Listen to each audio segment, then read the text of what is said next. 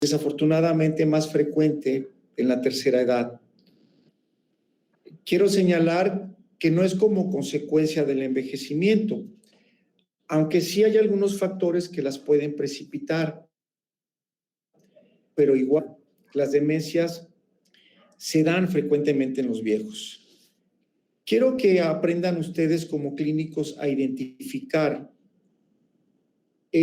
cómo diferenciar las demencias, y para esto tenemos que aprender la clasificación clínica. Primero, saber cuál es la etimología de la palabra demencia. De significa prefijo deprivativo o privativo y men. Entonces, etimológicamente, demencia significa privativo de inteligencia.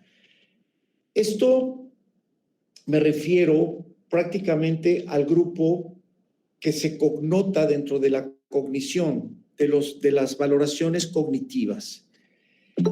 Ahora, dentro del proceso de las demencias, nosotros tenemos que saber clínicamente, como médicos, que hay dos tipos. Clínicamente existe la presentación aguda de las demencias, que se le llama demencias agudas, y hay otro tipo de demencias que clínicamente se caracterizan por ser crónicas. Doctor, ¿sí? Disculpe, está grabando. Ok, gracias, perdón. Gracias. Sí, de nada. Ok. Clínicamente hay que saber lo que es una demencia aguda y lo que es una demencia crónica. La diferencia es cómo se van dando los síntomas en cuanto al tiempo y la evolución. La demencia aguda se caracteriza porque los síntomas iniciaron hace 2 días, 3 días, 7 días, 5 días, 10, 15, 30 días. El cambio en la conducta del viejo o de la abuela fue muy evidente.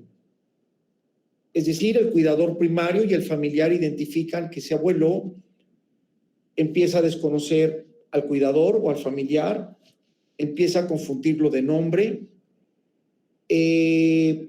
su lenguaje se torna un poco incoherente, incongruente, te habla de un tema y luego se pasa a otro, te pregunta la misma cosa a cada rato, puede volverse un poco inquieto o agresivo, verbal o físicamente, te deja de dormir en forma adecuada, empieza a hablar solo. Es decir, esos cambios conductuales son muy evidentes en corto plazo, son muy evidentes en un mes y han progresado, en 7 días y ha progresado. Es decir, clínicamente es muy fácil poder entender ese cambio, porque también tú vas a preguntar, a ver, si don Jorge se está comportando así, ¿cuándo notaste que empezó a hacer estos cambios? ¿Y cómo era don Jorge antes del cambio? Y seguramente el cuidador primario te va a decir, pues bien, don Jorge hablaba, platicaba, estaba orientado en tiempo, en lugar, me identificaba, dormía bien. Algo pasó. Esa es una demencia aguda.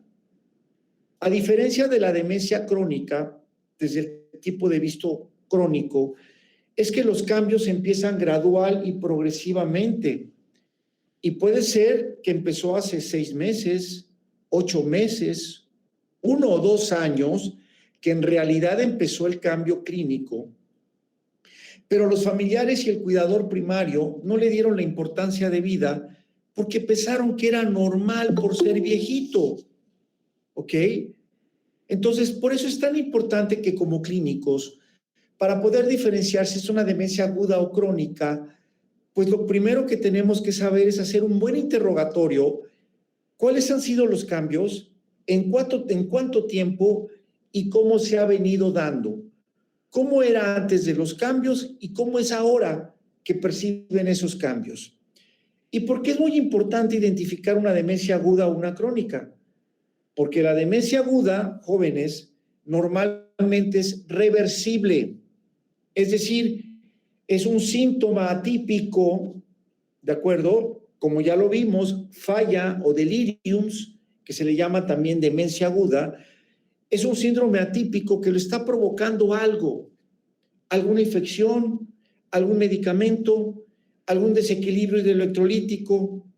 Y entonces esos cambios de alteración y en conducta, yo tengo que protocolizar, ver etiológicamente qué puede ser, darlo en manejo y revierte esa sintomatología. Por eso las fallas o demencias agudas o deliriums normalmente son reversibles, porque el factor, la etiología que lo está causando puede revertirse y el viejo vuelve a ser cognitivamente el que era antes de los síntomas. A diferencia de las demencias crónicas, dentro de las demencias crónicas existen las demencias vasculares, existen las demencias degenerativas primarias y existe el grupo de las pseudodemencias o falsas demencias. Demencias vasculares son aquellos abuelos que normalmente tienen el antecedente de ser hipertenso, ser diabético, y que empiezan a hacer infartos lacunares en el tejido cerebral. Esos infartos son tan pequeños que no focalizan, es decir, que no tiene dislalia, que no tiene disartria, que no tiene desviación de la comisura bucal, que no tiene hemiplegia faciocorporal. Sin embargo, el daño es pequeñito y empieza a afectarte cognitivamente. Es gradual también, ¿ok? Es gradual. Y llega un momento en que los infartos son tantos que confluyen y empieza a verse alguna focalización neurológica que al clínico nos da luz. Ejemplo, que independientemente del olvido, del deterioro de la memoria reciente, también hay de la memoria tardía, empieza a haber alteraciones en el lenguaje, tal vez algo de dislalia, disartria, tal vez algo de lentitud al hablar, tal vez algo de mala articulación al hablar, tal vez incluso algún déficit motor de fuerza o sensitivo en alguna extremidad. Eso nos puede coadyuvar a pensar en una demencia vascular, ¿ok? Porque luego las demencias vasculares se confunden con Alzheimer. Por eso es importante protocolizarla. Otro tipo de demencias son las demencias degenerativas primarias, que la más frecuente es la demencia de Alzheimer. Se le llama degenerativa porque es un daño a la estructura del cerebro, daña a las células neuronales, daña a los axones, daña a las membranas y deja de producir neurotransmisores y empieza con un deterioro cognitivo lento y progresivo que te da datos clínicos, estadio 1, 2 y 3 de la enfermedad de Alzheimer. Se le llama primaria porque se han entendido algunos factores fisiopatogénicos del daño, pero todavía falta por aprender más de esta enfermedad. ¿Ok? Las características de estas demencias crónicas jóvenes, vasculares o degenerativas primarias, es que son progresivas, irreversibles, y te causan alteraciones cognitivas y o funcionales, crónicas, progresivas, irreversibles y deteriorantes, primero cognitivamente y tal vez también en forma motor, en forma física, ¿ok? Estas son las demencias crónicas. Evidentemente los signos no se dan en un mes, 2 meses, 7, 8 días, es progresivo, tal vez años atrás. Por eso la pericia para interrogar del médico, ¿de acuerdo? Y dentro de este grupo de demencias crónicas también existe el grupo de pseudodemencias, que a diferencia de las demencias vasculares o degenerativas primarias, estas pueden ser reversibles. Ejemplo, el hipotiroidismo subclínico. Por el proceso de envejecimiento, la glándula tiroides deja de producir T3 y T4, y esto gradualmente, conforme va avanzando el proceso, el abuelo empieza a perder concentración, el abuelo empieza a olvidarse de cosas recientes, el abuelo ya no tiene tanta situación de cálculo y de memoria, el abuelo empieza a confundir nombres, el abuelo se le ve lento, se le ve cansado, se le ve abatido y tal vez por los signos que nos presenta podemos confundirlo con una demencia degenerativa primaria o vascular. No, señores, siempre se sugiere, por eso, cuando hay un protocolo de demencia, tomar independientemente de una tomografía de cráneo simple, tenemos que también tomar una prueba de perfil tiroideo para ver cómo está la T3 y T4. Porque si están bajas, muy seguramente el deterioro cognitivo es por esto. Se les empieza a dar suplementos hormonales y el abuelo se recupera. Otro tipo de demencia o pseudodemencia lo da la depresión. Cuando un viejo se deprime, a lo mejor el familiar o el cuidador primario no lo identifica y llega con deterioro cognitivo, porque una depresión en un viejo lo aísla, empieza a ser lento para hablar, no se comunica, va perdiendo cognición, va perdiendo habilidades y puede caer en un abatimiento funcional junto con un síndrome demencial.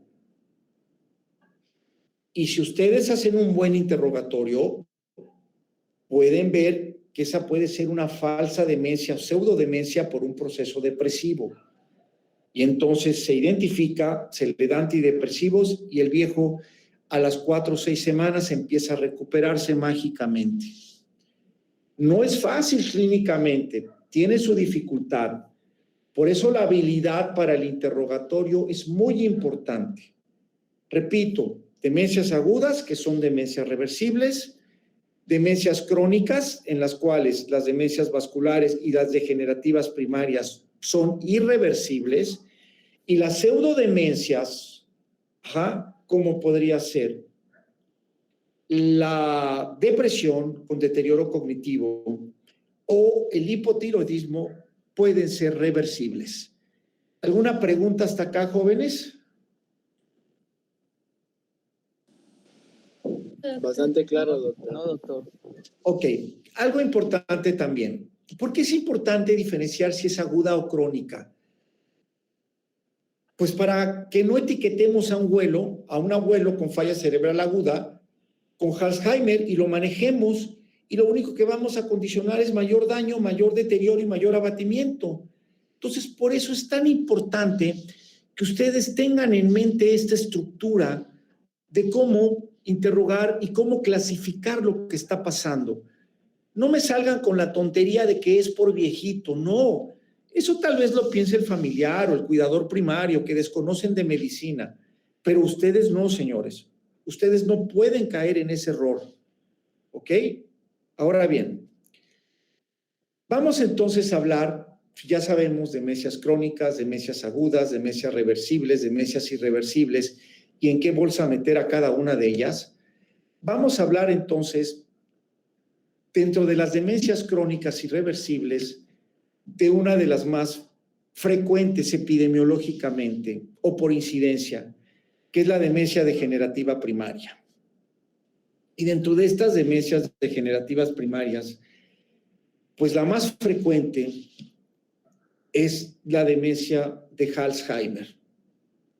Se le llama Alzheimer porque Alois Alzheimer fue un médico neurohistopatólogo de origen alemán radicado en los Estados Unidos que le llamó la atención por ahí de 1910, 1915, que en algunos psiquiátricos de su país habían personas internadas y cuyo cuadro clínico y progresión de los mismos no embonaba o no cuadraba con el patrón clínico de enfermedades mentales, como era la esquizofrenia, como eran los brotes psicóticos, como era paranoia. Algo estaba pasando.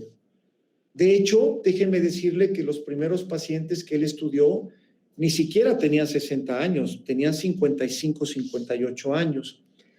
Él fue viendo el comportamiento de estas personas y cómo llegaron a ser hospitalizadas. Hizo el seguimiento, algunas de ellas fallecieron, y hizo una biopsia del cerebro. Y le llamó la atención que en el tejido cerebral había regiones por áreas como un mapeo, como un cementerio de tejido muerto, que le acuñó y le llamó más adelante marañas neurofibrilares o ovillos neurofibrilares. Ovillos por los botones, y eran regiones en todo el cerebro en forma de botón, pero en forma de botón que tenía marañas neurofibrilares, es decir, haga de cuenta que era un grupo de neuronas apelotadas, era un grupo de neuronas con axones totalmente deformados que se agrupaban y formaban estas marañas neurofibrilares. ¿Ok? Evidentemente, varios grupos gradualmente empezaron a observar esto y empezaron a ver que había varias personas con este comportamiento clínico. Y más adelante, con el advenimiento del microscopio, identificaron que evidentemente en estos pacientes había daño orgánico estructural, situación que no pasaba en esquizofrenias, otro tipo de enfermedades mentales. Aquí había un daño cerebral, el cual justificaba las alteraciones cognitivas que te condicionaban una falsa enfermedad mental. ¿Ok? ¿Alguna pregunta hasta acá? No, doctor, todo claro. Gracias. Conforme avanzaron los grupos de investigación, empezaron a observar que dentro de ese tejido cerebral había ese cementerio de marañas neurofibrilares o ovillos neurofibrilares, los cuales incluso médicos empezaron a descubrir que había sustancias de desecho. Había muchas sustancias amiloideas y lipofusina que enredaban las neuronas y los axones, pero que no justificaba esa mancha negra que había, esos ovillos. Otro grupo italiano, más adelante, por ahí de 1980, realmente no hace mucho, bueno, hace 50 años, observó que dentro de la codificación del genoma humano había 20,000 genes.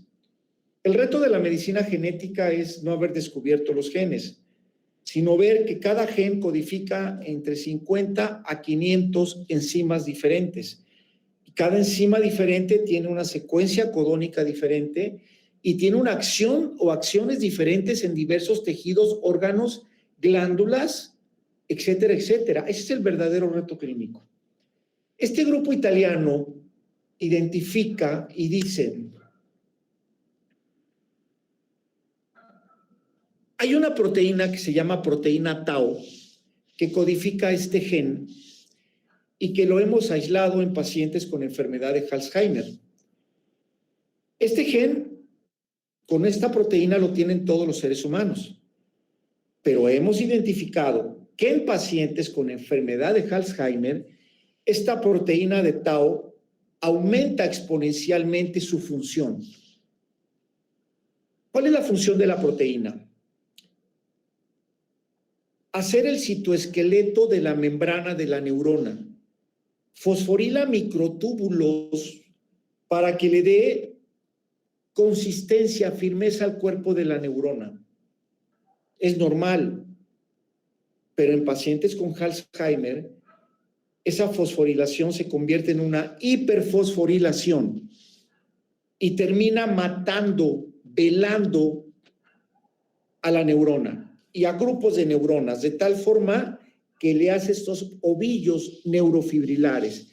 E imagínense una buena parte del cerebro, regiones y regiones y regiones con ovillos neurofibrilares, simplemente se traduce en muerte, en muerte, en muerte, en muerte cerebral, neuronal. Y esto te va mermando gradualmente tu capacidad. Entonces, quiere decir que la enfermedad de Alzheimer tiene una línea también genética. Quiere decir entonces que si tu papá, tu abuelo, tu bisabuelo tuvo la enfermedad, existe la posibilidad genética de que tú tengas el gen y tarde o temprano lo desarrolles. No lo sabemos, pero existe la posibilidad. Y si no lo tuviste, la probabilidad es menor, pero tampoco te exenta de que no lo tengas. A lo mejor tú debutas con esta enfermedad de Alzheimer. ¿Ok? Entonces, es por eso que tiene un rasgo genético esta enfermedad. Ahora bien, algo importante que descubrió también este grupo italiano es que el tejido neuronal tiene una gran capacidad de adaptación. Realmente utilizamos pocas neuronas para tener nuestra función de vida. Se estimula más la comunicación neuronal si leemos, si somos críticos, si hacemos juegos mentales. Es decir, mientras más estimules tu cerebro con aprendizaje, más neuronas se te conectan entre ellas, más axones se comunican y más actividad tienes. Es por eso a veces que si eres un intelectual no estás exento de tener Alzheimer, lo puedes presentar. La situación es que la enfermedad avanza más lentamente. Ojo, este grupo científico investigó que realmente el daño neuronal empieza de 3 a 5 años de empezar los primeros síntomas. Eso a ti te da una idea de cómo el tejido neuronal logra compensar algunas cosas. ¿Ok? La enfermedad de Alzheimer se caracteriza en estadio 1, estadio 2 y en estadio 3 clínico, que ahorita lo vamos a abordar. Antes de abordar esto, yo les quiero decir que clínicamente hay 2 presentaciones de la enfermedad de Alzheimer. La presentación juvenil o temprana, que es antes de los 60 años de edad, que es poco frecuente pero existe, y más que tengan una línea genética, o bien después de los 60, 65 años de edad, que es lo más frecuente. Mientras más viejo eres, más posibilidad de presentar la enfermedad de Alzheimer tienes. Después de los 75, 70 años de edad, existe una posibilidad del 6 al 10% de que tú la padezcas. Y esto es terrible porque esta es una enfermedad que tiene un costo económico, un costo familiar, un costo social, ¿ok? Y un costo incluso país, un costo político. ¿Por qué? Porque llega un momento en que esta enfermedad avanza y que, por cierto, es muy lenta y larga. La primera estadio de la enfermedad puede durar de 3 a 5 años. El estadio 2 puede durar 8 años y el estadio 3, 3 o 4 años. Y en el estadio 2, el abuelo es totalmente dependiente cognitivamente y necesita de una persona o familiar que esté pegada a él. Imagínense el costo social, familiar y económico que tiene el tener el cuidado de una persona. No porque físicamente no pueda. El abuelo camina, se desplaza. Al contrario, en esta fase normalmente los abuelos están acelerados, caminan, se desplazan, se mueven, hasta se escapan de los centros institucionales de enfermedad de Alzheimer.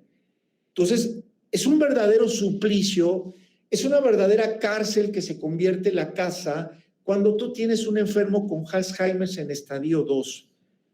Y aparte, el costo de los medicamentos en estadio 1 y en estadio 2 está entre los 5 y los 8 mil pesos mensuales.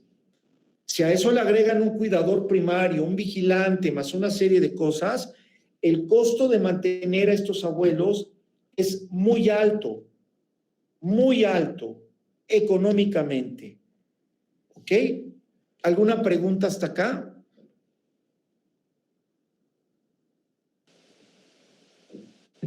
No, Doc. No, doctor, todo claro. Muy bien.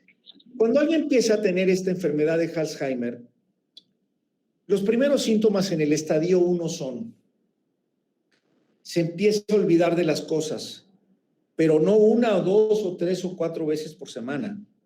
Son 7, 8, 9 veces al día en donde te repite la misma cosa. Oye, ¿y ya te pregunté dónde está tu hermano? Sí, mamá, ya te dije que está en la casa, que al rato viene. Ok. A los 30 minutos, oye, qué extraño. Jorge, ¿has visto a Jorge, tu hermano? Mamá, ya te dije. Ok, perdóname. Y así, pequeños destellos en donde empieza a olvidarse de las cosas. Llega un momento en que esos olvidos de la memoria reciente pueden poner en peligro su vida. Por ejemplo, sale a la calle a comprar por rutas que conocía y se pierde porque ya no sabe cómo regresar. Empieza a confundir el valor del dinero. También puede dejar la puerta abierta de su casa o la estufa prendida. Es decir, llega un momento en que esa pérdida de la memoria reciente es realmente peligrosa incluso para el mismo abuelo. Y él, en la primera fase de la enfermedad, en el estadio 1, está consciente de lo que está pasando, porque su juicio y su razonamiento está bien. Y él se da cuenta de que está perdiendo la memoria. Y eso puede traducirse en ansiedad y en depresión. Y no es raro un abuelo en estadio 1 que, aparte del deterioro cognitivo, también tenga una depresión que esté arriba de los síntomas de la enfermedad y sea más difícil el diagnóstico. ¿Ok? También se acompaña de alteraciones del sueño y algunos cambios de conducta. Doctor, es que mi mamá se enoja por todo y no era así. Obviamente, síntomas progresivos. Oiga, ¿y desde cuándo notó esto con su mamá? Mire, doctor, le soy franco. Esto ya lo habíamos notado hace 2 años, 1 año y medio, pero pues nos preocupa porque se ha venido acentuando más y ya es preocupante. Ojo, no es una demencia aguda, es crónica. Y vean cómo la pericia para interrogar te va dando la orientación clínica. Es un deterioro cognitivo no asociado al envejecimiento crónico que pinta muy probablemente para ser enfermedad de Alzheimer. ¿Ok? Recuerden que para la enfermedad de Alzheimer no existe un estudio de laboratorio o un estudio de gabinete que diga es Alzheimer. Por eso tenemos que ser muy clínico y hacer el protocolo de estudio para descartar otras patologías y quedarnos con la demencia degenerativa primaria de Alzheimer. El diagnóstico es por descarte, por protocolo y por pericia al interrogatorio. ¿Ok? ¿Alguna duda hasta acá?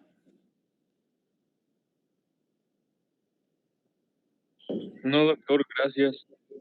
En ese estadio 1 de la enfermedad, nosotros como clínicos, evidentemente, ya tomamos un ataque de cráneo simple que nos dice que no es demencia multiinfarto, o un meningioma que esté haciendo cambios también de una pseudodemencia, o una hipertensión endocraniana por hidrocefalia no comunicante por envejecimiento, ya lo descartamos. Le tomamos electrolitos séricos, biometría hemática, química sanguínea, pruebas de función hepática, todo normal. Perfil tiroideo, normal. Todo está normal. Señores, seguramente es Alzheimer. Tal vez si quieren reforzar la posibilidad del diagnóstico, hay algo que se llama SPECT-CT cerebral. Es decir, te inyectan, es un estudio de medicina nuclear, te inyectan glucosa radioactiva después de 8 horas de ayuno, te lo inyectan, y evidentemente si hay una célula que devora la glucosa, porque está siempre hambrienta, son las neuronas. Entonces, tú inyectas la glucosa y empiezas a ver el mapeo cerebral, cómo se pinta. Azul, cuando hay actividad neuronal que está comiendo, y lo que no se pinta, se infiere pues que el tejido neuronal está dañado. Y si hay un tejido que no se recupera porque no hay reproducción celular, es el de la neurona. Se llama SPECT-CT cerebral o gamagrama cerebral con glucosa radioactiva. ¿Ok? ¿Alguna pregunta? No, doctor. No, doctor. No, doctor. Gracias. Pero el diagnóstico, acuérdense que es clínico. En este primer estadio, el abuelo se está dando cuenta de lo que es, el familiar le explicas. ¿Y qué podemos dar? Podemos dar memantina. La memantina es un medicamento que se descubrió hace muchísimos años porque dentro de su composición servía como antiarrítmico para una medicina cardiovascular y todavía se usa. Pero descubrieron una sustancia que es un neuroprotector de membrana neuronal. La memantina hace que estabilice un poco la membrana de neuronas y trata de conservar un tiempo más la vida de las neuronas. Se le da 10 miligramos diarios y posteriormente podemos darle 20 miligramos después de 3-4 meses. Costo del medicamento de 800 a 1,200 pesos la caja con 30 tabletas. Otro medicamento puede ser la ribastigmina. La ribastigmina es un medicamento que inhibe la enzima acetilcolinesterasa. La acetilcolinesterasa es una enzima que se produce normalmente en el sistema nervioso central que limita la vida media de la acetilcolina, que es un neurotransmisor que producen las neuronas a través de sus axones. Al haber muerte neuronal por enfermedad de Alzheimer, la producción de acetilcolina disminuye. Entonces, la ribastigmina lo que hace es inhibir la acetilcolinesterasa para aumentar la vida media de la acetilcolina. Y esto hace que permanezca más tiempo, más estimula y mayor comunicación hay entre neuronas. Ojo, nada de lo que he dicho cura a la neurona o evita la progresión o evita el daño, lentifica la progresión. La ribastigmina hay en parches, que es el Exelon, hay de 4.5 miligramos, 6.5 hasta 12 miligramos. Y señores, el costo de una caja es de entre 3,000 a 4,000 pesos al mes. Váyanle sumando. Y evidentemente, si hay muerte neuronal, la serotonina también baja y entonces hay que darle un antidepresivo. Pero no solo es la memantina, no solo es la ribastigmina, no solo es el antidepresivo, sino también hay que hacerle ejercicios de estimulación temprana. A ver, mamá, vamos a jugar memorama, primero con 4 pares de carta, después con 6, después con 12. Vamos a jugar lotería. A ver, mamá, lee esta hoja y explícame esta noticia. ¿Qué entendiste? Mamá, ¿qué día es hoy? Mamá, ¿cómo se llaman tus hijos? Mamá, ¿qué horas son? Estimulación, estimulación, estimulación, estimulación para aumentar la proclividad entre la comunicación entre axones y vayamos haciendo mayor reserva de capacidad funcional para que esta enfermedad no avance tan rápidamente. Aquí en esta fase todavía el abuelo es controlable y el abuelo puede coexistir con la familia. ¿Cuánto puede durar este estadio? De 3 a 5 años. Esto avanza y un estadio 2 de la enfermedad es un estadio en donde prácticamente ya no solo afecta la memoria reciente. El abuelo ya no sabe bien cuál es su nombre, está desorientado en tiempo y en lugar. El abuelo puede tener ciertas manías o puede tener excitación psicomotriz. Es decir, el abuelo está ansioso, camina, hay vagabundeo, se quiere salir. De hecho, muchos abuelos con Alzheimer se escapan de las casas, se pierden y luego tienen que buscarlos para ver dónde están. Los abuelos, hay alteraciones en el lenguaje y dependiendo de la personalidad, puede ser violento física o verbalmente con las parejas o las personas que viven. Yo he tenido caso de parejas de abuelos que han vivido 40 años y que de repente el abuelo a los 75 años empieza a agredir a su esposa diciendo que es una infiel, que anda con el lechero, que anda con el jardinero. sin ninguna congruencia en lo que está diciendo. Y evidentemente llega un momento en que la abuela estalla, los familiares identifican y lo separan y terminan institucionalizando al abuelo en una residencia geriátrica. ¿Ok? Entonces, hay abuelos que se escapan de los asilos.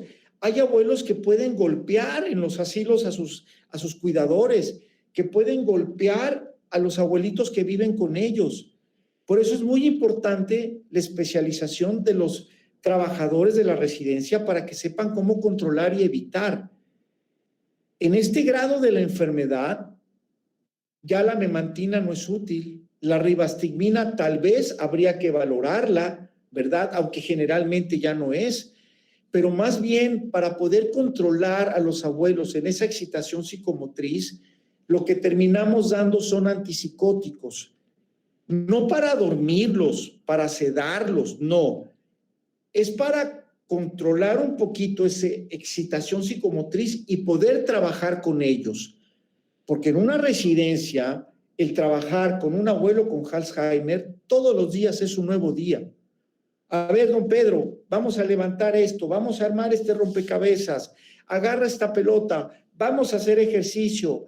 A ver, don Jaime, vamos al baño, aunque no te lo pidan. Por ejemplo, estos abuelos con enfermedad de Alzheimer, algunos se hacen pipí o popó en donde sea, y no es porque no controlen esfínteres, es porque ya no pueden ubicar que ante una sensación de pipí o popó hay un baño, ¿ok? Y eso es el trabajo diario. Haz pipí, haz popó, correlacionan lo que ven con la sensación y se sientan. Hay abuelos que comen y comen y comen compulsivamente porque se olvidaron que ya comieron. Hay abuelos con excitación psicomotriz que les vale gorro que sea de día o de mañana.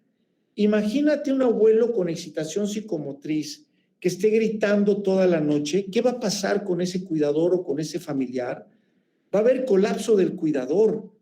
Por eso es muy importante medicarlos y controlarlos.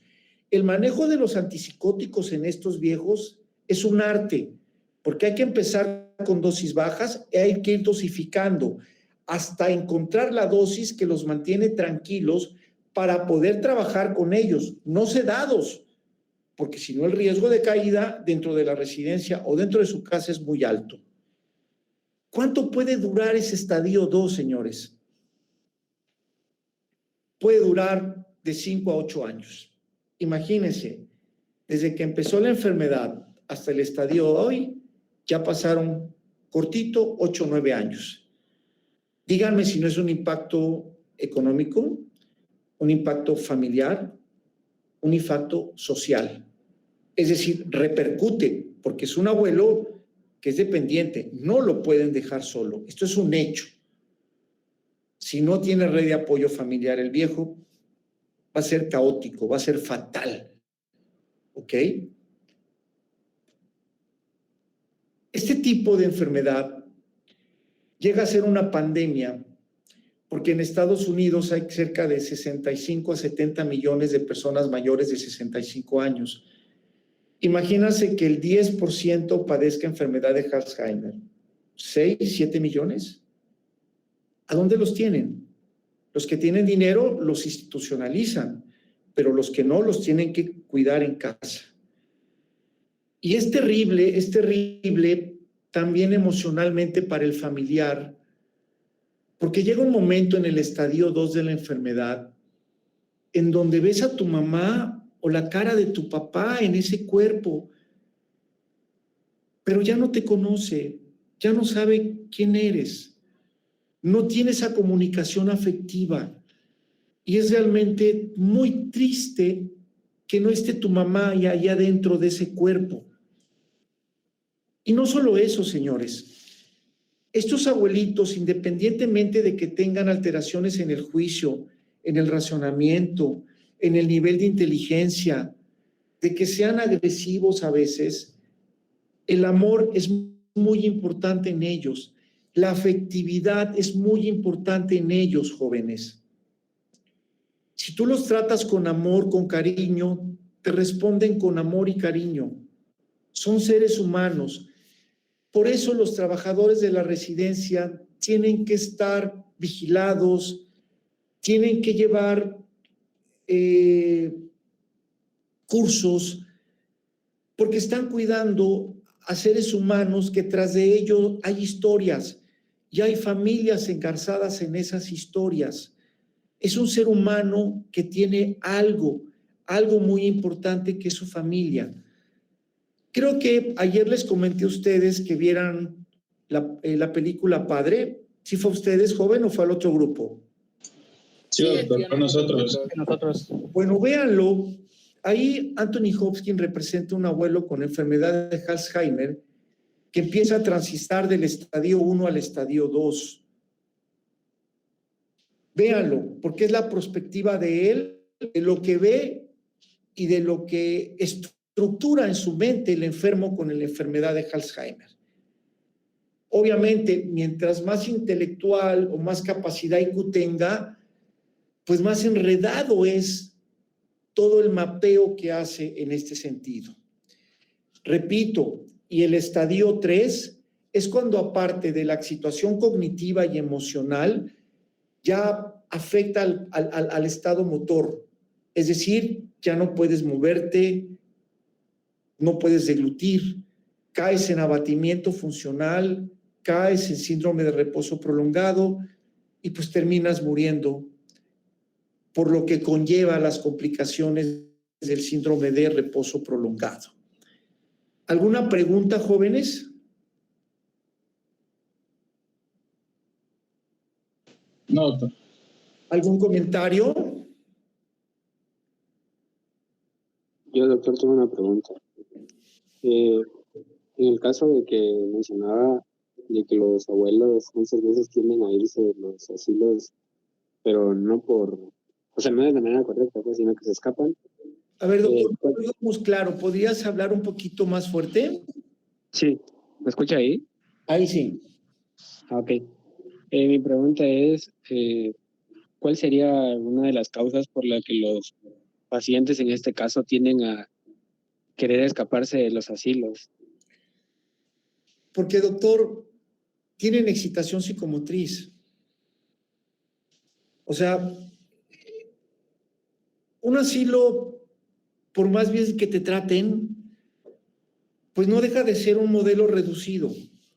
Y ellos estaban acostumbrados a lo que antes hacían. Y tratan de escapar.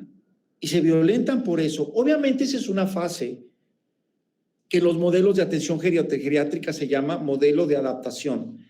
Cuando un abuelo de Alzheimer entra a la residencia geriátrica, es porque yo ya me reuní con mi directora, con mis cuidadores primarios y hasta con la cocinera y las del aseo para que estudiemos al abuelo, sepamos quién fue don Jorge, cuántos años tiene, cómo fue su vida, si hay red de apoyo familiar, cuáles son los síntomas que tienen, desde cuándo llega, cuáles son los signos de ocupación que nos debe de cuidar con él. Cuando el abuelo entra, el equipo de trabajo ya sabe qué tiene que hacer.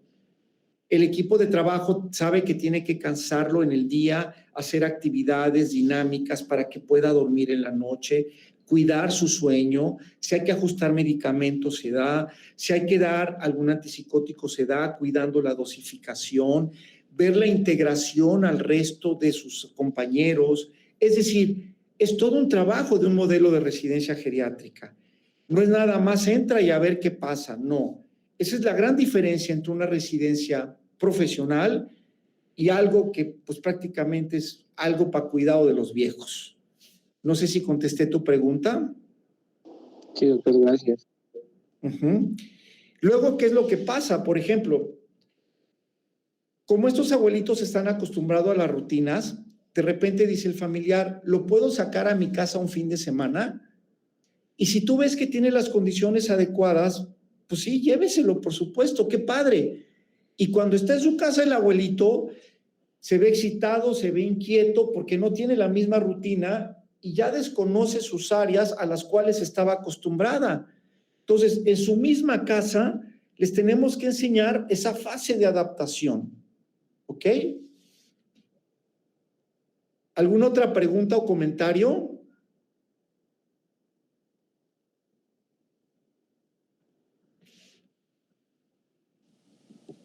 Creo que no, doctor. No, No, doctor. doctor, No, gracias. doctor. Por favor, estudien, repasen enfermedad demencial degenerativa primaria. El jueves, por favor, vamos a ver depresión y algo de enfermedad de Parkinson. Y sí me gustaría que algunos me comentaran de que lo leyeron, de qué leyeron la enfermedad de Parkinson. ¿Sale? Perdón, la enfermedad de Alzheimer, demencia degenerativa primaria. Sí, doctor. Del examen, despreocúpense, chavos. Va a ser el viernes, va a ser muy sencillo. A ver, yo no doy clases para que pasen un examen. Yo doy clases para transmitirle mi experiencia durante 28 años en el campo de la gerontología y la geriatría. Y eso hay que valorarlo. O sea, no lo digo en el sentido de presunción, lo digo en el sentido de aportación de conocimientos, porque he pasado por muchas cosas para poder platicarles y comentarles lo que ahora les platico. Son cosas que no se aprenden en los libros. ¿Ok, jóvenes? Sí, doctor, Sí, muchas doctor, gracias. muchas gracias. Muchas gracias. Nos vemos el jueves. ¿Sale?